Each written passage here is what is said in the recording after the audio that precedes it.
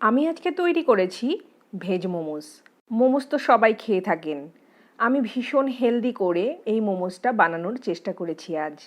চলুন দেখে নেওয়া যাক আমি কিভাবে এই মোমোসটা তৈরি করেছি। আমি ভেজ মোমোস বানানোর জন্যে 2 কাপ পরিমাণ ময়দা ব্যবহার করেছি, আর সেটার মধ্যে দিয়ে দিচ্ছি 1 চিমটে লবণ আর 1 চা চামচ পরিমাণ সাদা তেল। মোমোসে কিন্তু খুব বেশি পরিমাণ ময়ান প্রয়োজন হয় না, জাস্ট একটু। তো আমি লবণ আর তেলটাকে এইভাবে ময়দার সাথে মিশিয়ে নিচ্ছি, তা না হলে কিন্তু জায়গায় জায়গায় লবণটা বেশি থেকে যাবে।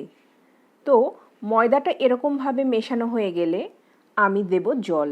জলটা আমি এরকম হাতে করে নিয়ে অল্প অল্প করে দেব, আর ময়দাটা সুন্দরভাবে মেখে নেব। মোমোসের ময়দা যেহেতু খুব টাইট করে মাখা হয়, সেহেতু জল আমি একবারে ঢেলে দিইনি। ময়দাটা আমি 1 ঘন্টার জন্যে এরকমভাবে চাপা দিয়ে রেখে দেব, তাহলেও আপনি থেকেই অনেকটা নরম হয়ে যাবে। এবার আমি তৈরি করে নেব মোমোসের জন্যে পুর। একটা মাঝারি সাইজের বাঁধাকপি আমি এরকমভাবে গ্রেট করে নিয়েছি, মোটামুটি 2 কাপ মতো। আর নিয়ে নিচ্ছি গাজর। গাজরটাও আমি এরকমভাবে গ্রেট করে বা ঘষে নিয়ে নিয়েছি। যেহেতু আমি সবজি অনেক কিছুই ব্যবহার করব, আমি এখানে ব্যবহার করছি বিনস। বিনস কিন্তু আমি এরকম সরু সরু করে কেটে নিয়েছি। আপনি চাইলে ক্যাপসিকাম বা পছন্দের সবজি ব্যবহার করবেন। আমি নিয়ে নিচ্ছি পেঁয়াজ, এটাও 1 কাপ। আর এখানে দিয়ে দিচ্ছি 1 টেবিল চামচ মতো লবণ। লবণটা মাখিয়ে 10টা মিনিট রেখে দেবেন, তাহলে সবজিগুলো নিজে থেকেই কিছুটা নরম হয়ে যাবে। সেক্ষেত্রে এইভাবে চটকে সবজির রসগুলো বার করে দিতে অনেকটা সুবিধা হবে। তো আমি এইভাবে চটকে চটকে রসগুলোকে বার করে নিচ্ছি। তারপর আমি একটা ন্যাকড়াতে এরকমভাবে নিয়ে সবজির থেকে রসগুলো চেপে চেপে বার করে দেব। সবজির এই রসটা কিন্তু ফেলে দেবেন না। এটা অন্যান্য তরকারিতে আপনি ব্যবহার করবেন, কারণ এটা খুবই পুষ্টিকর। আর রান্নার সময় আমার ডেসক্রিপশন বক্সটা অবশ্যই দেখে নেবেন, ওখানে আমি সমস্ত ইনগ্রিডিয়েন্টসের লিস্ট সবসময় দিয়ে দিই। তো এবার আমি কিছু মশলা তৈরি করে নেব। গোলমরিচটাকে আমি এরকম করে শিলে বেটে নেব। শিলে বাটা মশলার স্বাদ সবসময়ই ভালো হয়, তবে আপনি রেডিমেড ব্যবহার করতে পারেন। আমি এবার তুলে নেব গাছ থেকে একটা লেবু, আর লেবুটা আমি ব্যবহার করব অর্ধেক। তো লেবুটাকে আমি কেটে নিচ্ছি।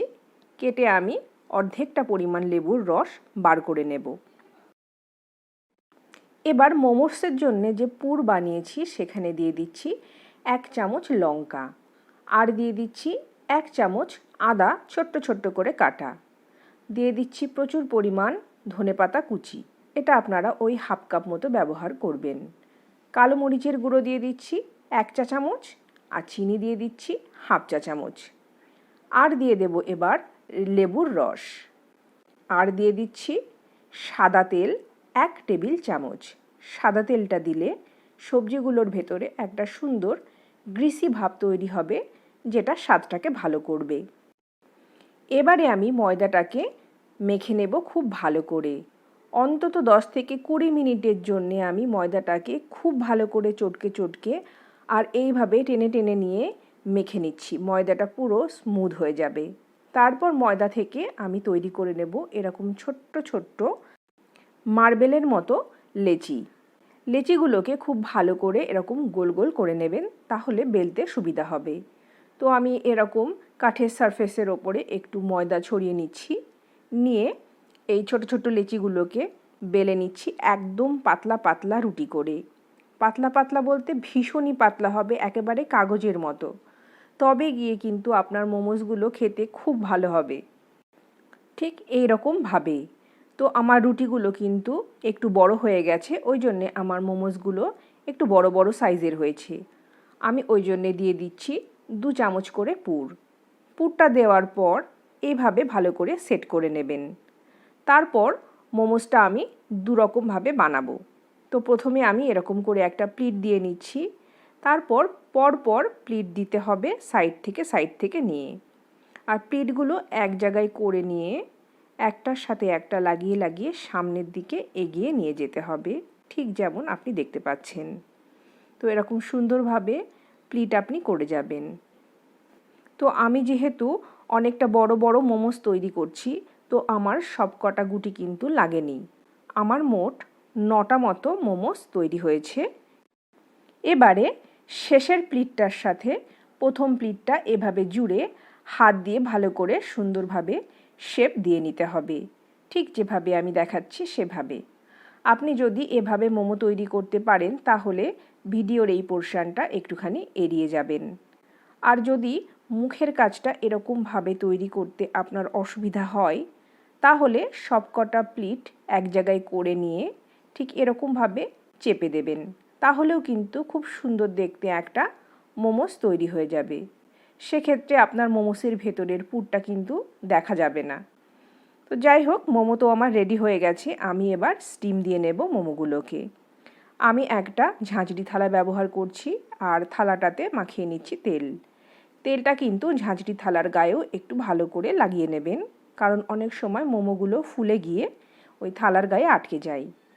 আর মোমোসগুলোকে সুন্দর করে একটু ফাঁকা ফাঁকা করে সাজিয়ে থালার মধ্যে রেখে নেবেন, যাতে একটার সাথে আরেকটা লেগে না যায়। এবারে আমি এই মোমোসটাকে মিনিট 20 জন্যে স্টিম দিয়ে নেব। আমি ডেচকির ভেতরে গরম জল নিয়ে নিয়েছি, জলটা ফুটছে আর দিয়ে দেব একটা চাপা। তারপরেই রেডি হয়ে যাবে আমার সুন্দর সুন্দর দেখতে মোমোস।